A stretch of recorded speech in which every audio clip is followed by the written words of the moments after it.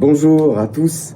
Eh bien, je suis vraiment enchanté de vous retrouver pour cette réunion, cette formation, bien que virtuelle, vous allez voir, pleine d'émotions et plein de rencontres. Alors, d'abord, c'est le travail d'une agence réceptive, celle qui vous accompagne au jour le jour, celle qui est là pour vous, pour vos clients, pour vous donner des conseils. Nous, à Cactus Tour, comme vous voyez un peu partout ici, nous avons sillonné le pays depuis 25 ans, à donner des services aux professionnels en particulier, et puis surtout rendre heureux tous les voyageurs qui nous envoient, tous les gens qui viennent rencontrer notre pays. Aujourd'hui, notre thème sera le voyage authentique et solidaire, et justement, je vous emmène traverser ce Costa Rica et toutes ses richesses. On va évidemment franchir rapidement l'Atlantique, 10 heures de vol, pour se retrouver dans ce petit bout d'Amérique centrale qui fait le pont entre l'Amérique du Sud et l'Amérique du Nord. C'est vraiment un pays pour qui le mot authentique et solidaire est représenté à chaque détour du voyage. Mais bien entendu, ce n'est pas avec moi que vous allez faire cette visite, mais bien grâce à mes équipes de spécialistes, nos équipes qui sont toujours sur le terrain, qui sont toujours à la recherche de bonnes idées et qui sont toujours aussi au contact de nos prestataires, des différents acteurs que nous aurons dans un voyage pour qu'ensemble, on fabrique un moment exceptionnel pour nos touristes. Eh bien, je vois notre ami Jérémy qui arrive. Hola Jérémy, pura vida. Hola Christophe. Je vous laisse. Pura vida. Je m'appelle Jérémy, je suis français mais costaricien d'adoption. Je vis ici depuis à peu près 11 ans et je suis marié avec une costaricienne. Mon épouse est d'origine du centre du pays. J'ai pour passion de sillonner le pays du nord au sud, d'est en ouest, à pied mais surtout en vélo. J'ai cette même passion en tant que chef d'orchestre des bandes de groupe. Je prends le même plaisir à préparer des itinéraires pour nos voyageurs que ceux que je prépare pour moi. Évidemment, en s'adaptant en fonction de chacun, des budgets et autres. Mais on est ici pour parler de voyages authentiques et solidaires. Alors premièrement, déjà vous dire que les voyages sont par essence authentiques puisqu'ils sont faits par des gens comme moi et toute mon équipe qui sommes ici sur place, qui allons voir les différents prestataires, fournisseurs un peu partout dans le pays. Solidaire puisque ça prend plusieurs personnes. Comme je l'ai dit précédemment, il y a toute une équipe à l'agence, il y a également les hôtels, les guides qui accompagnent les groupes, enfin toute une série de personnes et puis aussi des gens que le voyageur va rencontrer sur son passage. Alors, Christophe et vous qui nous regardez, qu'est-ce que vous entendez par voyage authentique et solidaire? Oui, c'est vrai ça.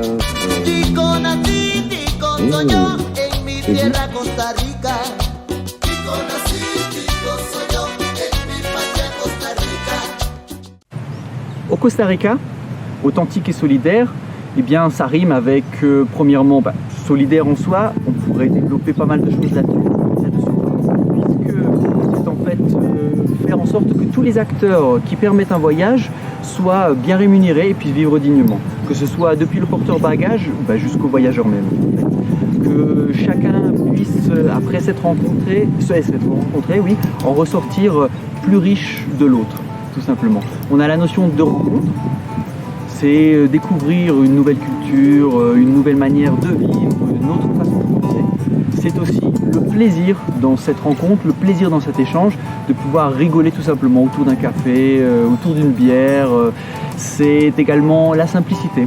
Savoir revenir à l'essentiel, vivre, redécouvrir la douceur de vivre. C'est également aussi une autre façon de voyager, sortir des sentiers battus, passer, s'arrêter dans un endroit un peu insolite. C'est également vivre des sensations, frémir, s'émerveiller. C'est également échanger avec les autres pour pouvoir apporter un peu de soi et pouvoir repartir avec quelque chose de l'autre. C'est aussi des visites privées, c'est-à-dire des chemins non conventionnels sur lesquels on va passer et puis aussi découvrir des choses que les masses ne vont pas forcément découvrir. Découvrir également la vraie vie. On a cette image de carte postale du Costa Rica écologique, du Costa Rica vert dont on entend un peu partout. C'est vrai, mais qu'y a-t-il derrière tout cela? Qu'est-ce que cela implique? Qu'est-ce que cela apporte? Et c'est pouvoir découvrir justement tout cela. Et enfin, on a une notion aussi dans tout cela, on a aussi une notion de respect. respecter cette autre culture, respecter cette autre façon de penser, et puis tout ce qui nous ramène en fait un peu à toutes ces notions, c'est en ressortir plus grand et plus enrichi. Mais alors, dis-moi au Costa Rica concrètement, qu'est-ce qu'on va trouver pour vivre toutes ces belles idées? Tout d'abord, il faut savoir qu'au Costa Rica, pays de la pura vida, ces deux mots ne sont pas en vain, c'est du concret. Le pays compte plus ou moins 5 millions d'habitants. 2 millions de touristes viennent nous visiter chaque année, entre janvier et avril, et ne se concentrent sur quelques sites, ce qui laisse beaucoup de place pour l'authenticité et la solidarité. En tant que professionnel, je vais vous expliquer en quoi consiste ici l'authenticité et la solidarité, déclinée sous les transports, les hébergements, les activités, les rencontres et expériences. Commençons par l'hébergement. Il faut savoir qu'au Costa Rica, 90% des hôtels comptent moins de 20 chambres. Ce qui veut dire que ce sont des petites structures, soit de charme, soit plus simples, des éco-lodges chez l'habitant, il y en a pour tous les goûts. Les petits hôtels de charme, ou soit sont dans la nature, soit sont dans des zones plus visitées, on les trouve un petit peu partout. On a également comme je vous disais, oui, justement des lodges totalement immergés dans la nature, où ne serait-ce que le fait de s'y rendre est déjà en soi toute une expérience. Et une fois sur place, il est possible, avec un guide local, ou alors si on le désire tout seul, de pouvoir faire des marches tous les jours pour aller faire des safaris photos et découvrir un peu la merveilleuse nature qu'il y a autour de ces lodges.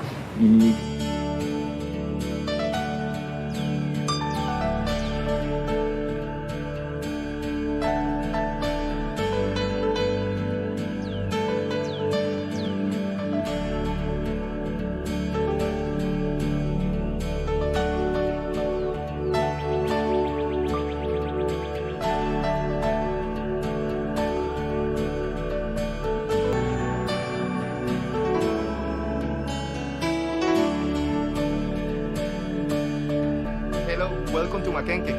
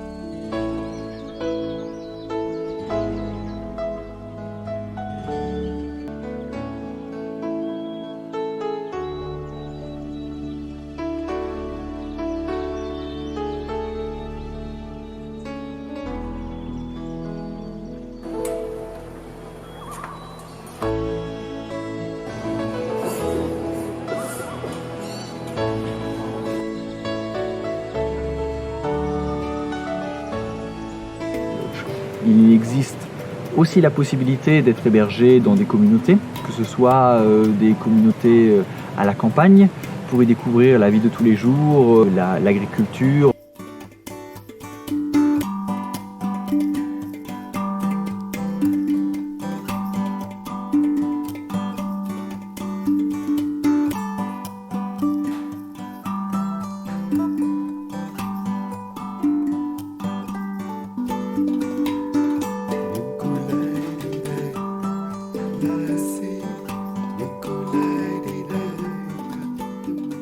Également possible d'aller dormir chez des communautés indigènes et également de pouvoir découvrir leur vie quotidienne. Ce sont les mêmes communautés qui gèrent ce genre d'expérience. L'hébergement y est plus sommaire. Il y a certes moins de mobilier que dans des hôtels, mais toujours très propre. N'oublions pas qu'ici le Costa Rica est un pays où les gens sont très bien éduqués et l'eau potable est accessible partout. Il y a des hôpitaux dans toutes les régions. Donc tout est là pour justement offrir la meilleure des expériences et des souvenirs inoubliables. Chez l'habitant, on découvrira encore mieux ce peuple éduqué, fort de ses valeurs de tolérance et toujours prêt à donner le sourire pour accueillir l'autre. C'est vrai qu'il y a toutes les options possibles pour séjourner au Costa Rica, vraiment pour toutes les bourses, pour tous les goûts. Et au niveau des transports, comment on se déplace dans ce pays? En voiture ou en bus, il est également possible de faire certains trajets en bus public. Les loueurs de voitures sont conscients de l'environnement et font au mieux pour diminuer leurs émissions de gaz. Les services de transport, les entreprises de transport, elles, recyclent leurs déchets et essayent de gérer au mieux leurs trajets, tout ceci également dans le souci de l'environnement. C'est ça aussi qu'être solidaire, c'est de travailler avec des acteurs responsables de l'environnement. C'est vrai que préserver l'environnement, l'écologie, préserver un peu notre planète, c'est quand même un point très important et on s'y attelle chaque jour dans ce pays comme dans les autres. Alors dis-moi, une fois qu'on est arrivé dans ces superbes hôtels, ces lodges, ces éco-lodges, ces maisons familiales ou chez les habitants, comment est-ce qu'on passe une bonne journée au Costa Rica en étant authentiquement solidaire avec ce monde tropical si riche? C'est justement aussi ce qui va donner un peu le tempo du voyage. Alors je ne vais pas m'arrêter sur les innombrables activités qu'il est possible de faire, type aventure, comme du rafting, la tyrolienne, balade à cheval, etc. Mais je vais plus vous parler d'expériences participatives qu'il est possible de faire ici. On a des expériences participatives telles comme en agriculture, planter des ananas, du palmier ou alors tout simplement le récolter, possibilité de participer à une récolte de café. Il y a des rencontres telles des enfants d'une communauté qui vont vous présenter des danses typiques ou alors partager avec eux un moment à l'école pour pouvoir échanger également avec les maîtresses. La partie expérience également, le simple fait de monter sur un bateau en bois pour se diriger vers une communauté indigène qui se trouve de l'autre côté de la rivière, partager, aussi découvrir le cacao, le chocolat. On connaît beaucoup le chocolat, mais voir l'arbre, comment se récolte, comment on fait tout le processus pour le chocolat est une expérience tout à fait autre. On voit le chocolat sous un tout à fait autre angle. Et puis il y a aussi tout ce qui est partage, tout simple, le plaisir de la bouche aussi en fait partie. Les Ticos aiment bien manger également, donc nous avons tout ce qui est préparé, cuisiné avec eux pour préparer son repas, pouvoir le savourer ensemble, simplement boire un petit café. Il y a aussi toutes ces expériences, toutes ces découvertes, ces expériences toutes simples, s'arrêter au bord de la côte Pacifique, admirer un coucher du soleil, s'y baigner, tout simplement profiter d'un café chorreado comme on dit ici. Toutes ces petites expériences simples à vivre et qui ne coûtent quasiment rien. En conclusion, le Costa Rica est le paradis de l'authenticité et de la solidarité. Et oui, car dans le pays de la pura vida, là où les gens sont le plus heureux, et l'authenticité et la simplicité saura toucher les âmes. Et la solidarité fonctionnera dans les deux sens. Le voyage donne, mais en échange repartira avec une dose de bonheur supplémentaire. Et une des grandes richesses du Costa Rica, c'est bien clair, c'est ses habitants, c'est ce qu'on n'arrête pas de parler, la pura vida. Donc par contre, dis-nous un petit peu comment se font les rencontres. Est-ce que c'est facile? Est-ce que le contact est facile? Est-ce qu'on se comprend? Est-ce qu'on peut se communiquer? Alors, c'est comment ça? Alors, la pura vida en quelques mots. Et tout simplement, c'est un peuple accueillant, toujours souriant, curieux, facile de contact. Il suffit simplement de rentrer dans une petite boutique, commencer à parler avec les gens et facilement le dialogue va se faire. Que l'on parle un petit peu espagnol ou alors un petit peu anglais ou même tout simplement en français, avec les mains, avec des signes, ça passe toujours très bien. Les Costariciens sont toujours très très ouverts, faciles à comprendre les choses et puis surtout c'est avec le grand sourire à chaque fois. Waouh, c'est vrai que c'est top ces voyages. Et les rencontres aussi, c'est super bien. Eh ben, écoute, je suis presque prêt. Mais alors, faut que tu me racontes comment ça se déroulerait un voyage vraiment ensemble. Et bien justement, Kayler vient de nous rejoindre. Un guide depuis plus de 15 ans. C'est un type de la région du volcan Arenal. Pas mieux pour nous expliquer comment se passe le jour avec les voyageurs. Kayler, hola. Jérémy, pura vida. Ça fait longtemps que je ne vous voyais pas. Je viens d'arriver de faire un tour avec mes clients. Et bon, désolé que je suis pas dans la nature, je suis chez moi. C'est pour ça que j'ai ma charrette ici typique. Mais bon, dans un moment donné, je vais vous montrer aussi quelques endroits super de mon beau pays. Et j'aimerais bien vraiment préparer un diaporama super avec des images, avec des vidéos, de toutes les choses que nous on passe ici au Costa Rica.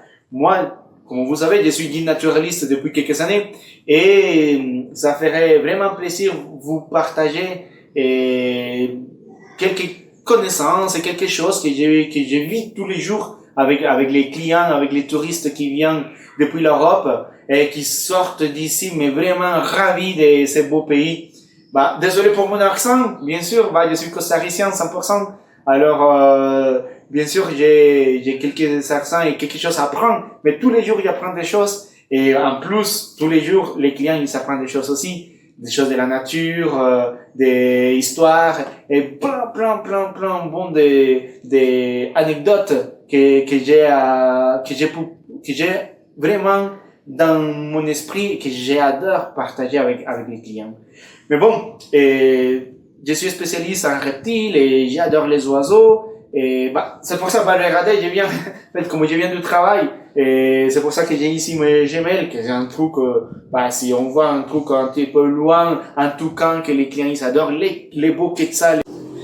Il y a une chose que j'aimerais bien vous montrer, c'est la côte caraïbe costaricienne. C'est magnifique. Il y a des endroits qu'il faut visiter. Vraiment, il faut visiter. Un endroit, il s'appelle Tortuguero. Tortuguero, déjà, rentrer à Tortuguero, c'est un grand voyage. C'est, honnêtement, rentrer à Tortuguero, se trouver vraiment dans la nature. On doit prendre un bateau et regarde les images. C'est magnifique.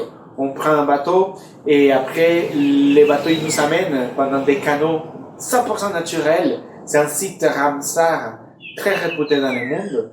Et quand nous, on rentre dans cette belle forêt tropicale, et on voit que à droite, à gauche, en haut, en bas, partout, ce qu'on voit, c'est la flore et la faune. Flore et faune. Et on dort pas dans des hôtels, on dort dans des super lodges. Et les lodges, il n'y a pas beaucoup de réseaux Wi-Fi. C'est un endroit où il n'y a pas beaucoup de réseaux de téléphone. C'est un endroit où on est vraiment dépaysé. C'est un endroit où on rentre, et là, on rentre pour se reposer, pour se détendre. Et on a juste à côté la mer Caraïbe, où il y a une des plus belles arrivées de tortues marines du monde. C'est une tortue marine qui s'appelle tortue verte. Là, on trouve des centaines, des milliers de tortues marines qui viennent tous les ans d'une belle période qui commence à partir de juin jusqu'à octobre. Et on peut le visiter la nuit, on peut observer les tortues marines pondre et ce. Et aussi, ça dépend de la période que nous on vient, on peut voir l'éclosion de ce. quelque chose que nous on fait avec les touristes parce qu'en fait, c'est un souvenir qui reste à la tête. La plupart des beaux souvenirs, c'est des souvenirs qui restent à la tête. Et la nuit, quand on visite l'observation des tortues marines, on n'a pas le droit d'amener des appareils photo ou des téléphones portables, sinon c'est quelque chose qui reste ici. Comme la plupart des bonnes choses, Tortuguero, on rentre, c'est la côte Caraïbe, alors il y a toute l'animation, il y a cette côté Rastafari et costaricien, on voit les calypsos, on entend sous la route quand on se balade dans la ville, dans le village. Et il y a cette fête, mais que les personnes du Caraïbe font tout le temps. Mais en fait, ce côté authentique des légions du Caraïbe, c'est quelque chose qu'il faut vraiment connaître. La vie, ils sont en pura vida, mais vraiment génial, au top de top. Le pura vida, c'est cette idée d'être toujours content, d'être toujours heureux, d'être dans un bon endroit. Et ils sont vraiment passionnés. Il y a un bon mélange, le mélange qu'il faut vraiment de se détendre et être au milieu de la nature, voir une culture vraiment excellente. Je vous conseille d'aller là-bas.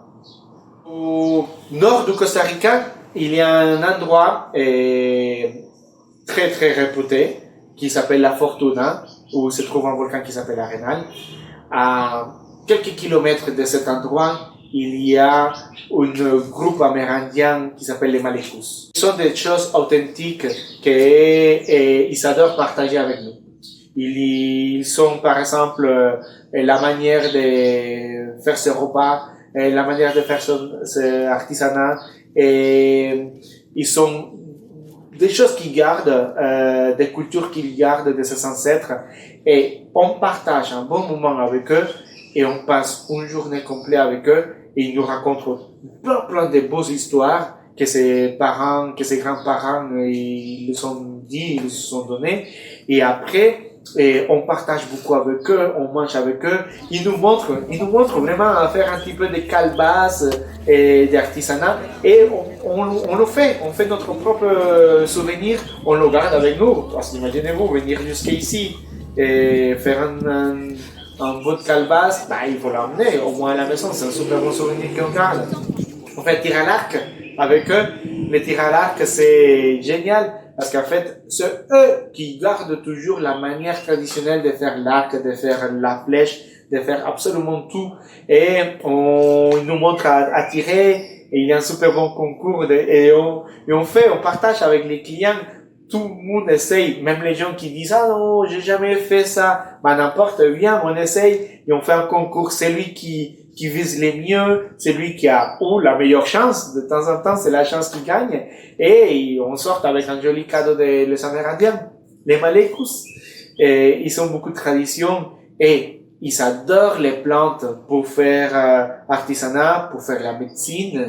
Et ce que nous on fait, c'est on rentre en nature avec eux et directement de la nature, ils prennent les plantes et ils nous montrent à quoi ça sert. Les plantes, ils sont pas que pour la médecine. Les plantes, c'est aussi pour jouer, ou c'est des choses que nous on utilise dans la vie quotidienne. Okay? On peut sortir des beaux couleurs depuis la nature, avec les feuilles, avec les racines, et toutes ces choses, je les ai pris grâce aux Amérindiens Malecus. On déjeune avec eux, c'est un déjeuner où il n'y a pas de super bonne table, où il y a tous les fourchettes, tous les couteaux, plein de verres pour boire du vin. Sinon, on a une bonne assiette et allez, avec la main, et si on peut, avec une fourchette, on aide au riz à monter avec les doigts. Mais c'est génial, vraiment, les clients, ils s'adorent, parce que c'est vraiment quelque chose qu'ils nous le montrent autochtone. Vraiment naturel. Il y a des traditions super qu'ils gardent et on partage tout l'après-midi avec eux. Bon, les trajets, ils sont pas vraiment longs, les trajets qu'on fait pendant le voyage. Il y a les trajets les plus longs, ça fait 3 heures, 3 heures et demie, quelque chose comme ça pour passer d'un endroit à un autre. Mais pour que les clients soient hyper contents et qu'ils ne soient pas un peu fatigués, des choses comme ça, de faire partir d'un point à un autre point, on discute, on parle, on rigole pendant tous ces voyages. Et de temps en temps, il y a quelques petites surprises que nous on fait pendant tout ce voyage. Par exemple, venir ici à un pays tropical et pas goûter les fruits du tropique, c'est pas possible. Il faut venir, il faut goûter, il faut vraiment et sentir ces côtés riches du pays. C'est pour ça que nous on passe et il y a un moment que nous on passe dans un super endroit qui s'appelle Fruteria ici en espagnol. C'est un endroit où on achète tous les fruits, tous les légumes dehors de faire des achats dans un marché. Sinon on fait une belle table comme l'image vous le montre. C'est une très belle table avec l'ananas, pastèque et des fruits qu'on connaît pas. Ok, bon, que les clients de temps en temps ne connaissent pas. Il y a par exemple les fruits du cœur des palmiers qui s'appellent palmier pêche. C'est pas un fruit sucré, sinon plutôt c'est quelque chose qu'on mange salé et c'est excellent aussi. Et tout ça, on fait une belle table avec tous ces plein de choses. On goûte du cacao, on goûte beaucoup de choses sucrées et après les clients ils sortent mais vraiment ravis de faire une dégustation de quelque chose qu'ils sont pas à la maison. Et il y a un endroit génial que nous on passe de temps en temps, que c'est chez une dame qui s'appelle Maria. Elle, c'est une dame super sympa, elle est vraiment gentille et elle nous a fait une belle dégustation de cœur de palmier. Et pour goûter ça, on rentre à une plantation de cœur de palmier et Maria, elle nous montre vraiment de où est-ce qu'on prend la plante et il faut faire beaucoup attention parce qu'il a plein de épines. Elle coupe vraiment bien les palmiers, elle l'ouvre devant tout le monde et après ils nous fait goûter des petits morceaux de cœur de palmier frais. C'est vraiment génial. C'est un goût plutôt noisette peut-être. Je crois que c'est plutôt un goût de noisette. Il n'y a pas du tout le même goût que cette cœur de palmier qu'on mange en conserve. Alors avec elle, c'est un truc super parce qu'on passe un super bon après-midi avec elle dans sa plantation et après on déjeune avec elle et on passe vraiment un très bon moment avec une costaricienne géniale et une paysanne et super sympa. Les souds du Costa Rica, c'est un truc magnifique. Les souds, il y a un parc national qui s'appelle Corcovado, qui est très réputé dans les côtés d'environnement. 12% de la biodiversité du monde se trouve que dans un seul parc national ici chez nous. On voit des singes, des toucans, et on voit les tapirs, et on voit des haras, les grands perroquets rouges, super. Et le parc national Corcovado qui se trouve au Pacifique Sud, et c'est un endroit où, à part les côtés de biodiversité terrestre, il y a une biodiversité maritime géniale. On prend un petit bateau, on peut faire une petite plongée, ou pourquoi pas Masquetoua pour ceux qui ne plongent pas. Et il y a une belle saison de baleines à bosse magnifique. Et quand nous on passe en bateau, on peut voir les baleines à bosse, on peut voir les dauphins, on peut voir les tortues marines. C'est magnifique cet endroit. Il faut vraiment le visiter. Et les gens, ils sont vraiment authentiques.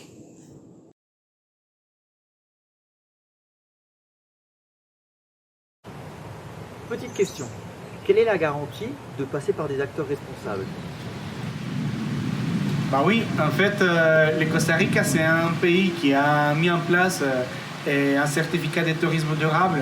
Alors, passer par des acteurs touristiques ici, c'est hyper important parce que, par exemple, nous, à Cactus Tour, on a quelque chose super, c'est que chaque prestataire de services que nous on a, qui travaille avec nous, qui partage ces prestations, bah, on est tous dans ce système de tourisme durable, une certification de tourisme durable. Même nous les guides touristiques, bah, on a un certificat mis par l'Institut costaricien de tourisme que nous, dans ce moment-là, on est 100% responsable de que notre client et toutes les prestations qu'il y a dans un grand tour, bah, on doit être vraiment dans ce système. Alors, passer par un prestataire de services touristiques, c'est quelque chose de très important. Le Costa Rica est-il un pays sûr? Qu'en est-il des villes et des villages? C'est une question que tout le monde se pose, bien sûr. Mais bon, là, je vais être un peu fier de le dire, mais nous sommes le seul pays dans le monde, vraiment, on n'a pas à avoir une armée. Alors, depuis 1948, on n'a pas d'armée. Alors, on est fier de dire ça. Déjà, pas avoir une armée, ça veut dire qu'on n'a pas vraiment de problèmes ici. Bah, on est un pays normal, comme le monde entier, mais heureusement, j'ai jamais eu de problèmes parce que les clients se baladent tout seuls. En fait, tout le contraire. L'idée, on essaye de que les clients sortent un petit peu et parlent avec les costariciens. Les costariciens, on est sympa, en fait, on est super content de recevoir des gens et parler avec les gens. Et de temps en temps, quand on rencontre un touriste, quand on rencontre quelqu'un qu'on ne connaît pas du tout, c'est tout le contraire. À la place de dire non, il faut s'éloigner, non, tout le contraire. On va parler avec eux et on va finir des amis. En fait, Costa Rica, c'est un pays vraiment agréable. C'est un pays où on peut se balader n'importe où. C'est un pays que vraiment on peut partager avec les costariciens même. Et quand il y a quelqu'un de l'extérieur, tout le contraire. De le faire peur, on essaye de que les gens viennent pour parler avec nous et à la fin vraiment on dit que le monde est vraiment petit, on peut se rencontrer ailleurs dans un autre endroit et on s'assoit pour boire un café ensemble et c'est une caractéristique primordiale que nous on a ici au Costa Rica. Et au niveau sanitaire, c'est comment? Niveau sanitaire, qu'est-ce que je peux vous dire?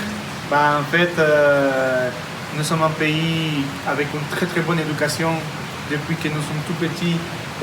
L'éducation au Costa Rica c'est hyper importante avec un ministère de la santé vraiment importante. Et je pense que nous sommes un pays où rarement on tombe malade pour une nourriture par exemple ou pour quelque chose comme ça. Par exemple l'eau elle est potable partout, ça c'est un truc génial. On peut remplir notre gourde, notre bouteille d'eau par tous les endroits touristiques dans tous les pays honnêtement. Et on peut boire de l'eau de robinet, c'est un des peu pays du monde qu'on peut boire de l'eau de robinet.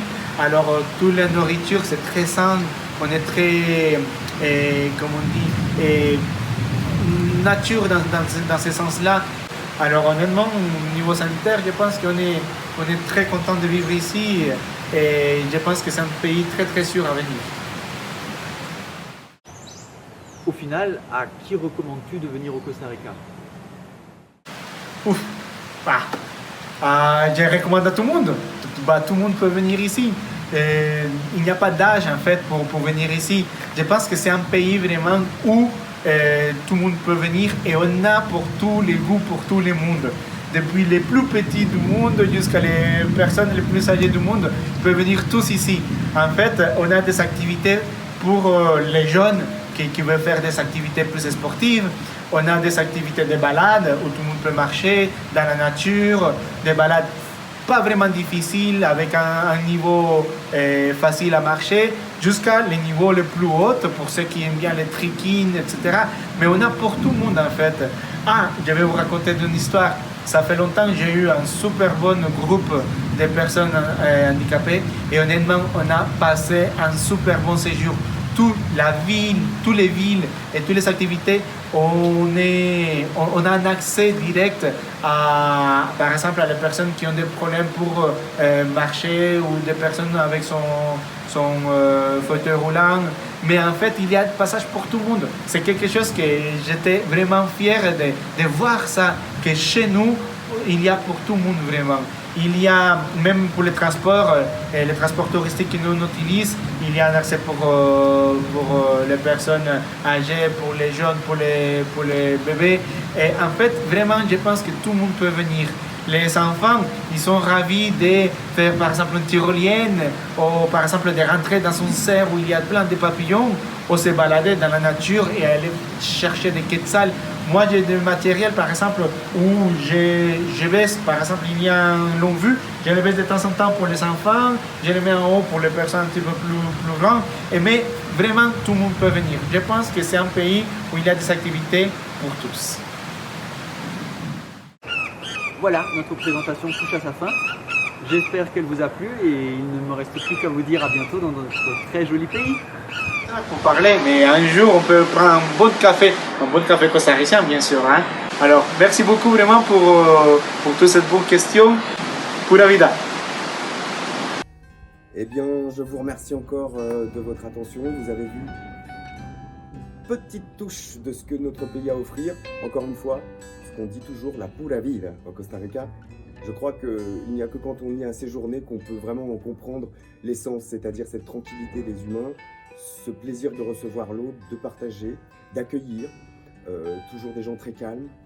Et c'est ce qui permet des voyages d'une facilité absolue et surtout beaucoup de rencontres avec malgré tout une culture qui ne serait pas la même, une langue différente. Et à la fin, je crois que les humains sont là pour se retrouver et se reconnaître et juste savourer les différences qui font que nous sommes une espèce si amusante quand on veut dire. À très bientôt Costa Rica, j'espère vous revoir bien vite. Tous et vos clients, vous aussi, professionnels, venez nous voir, venez comprendre nos pays, venez découvrir l'Amérique latine. Bye. Hasta pronto.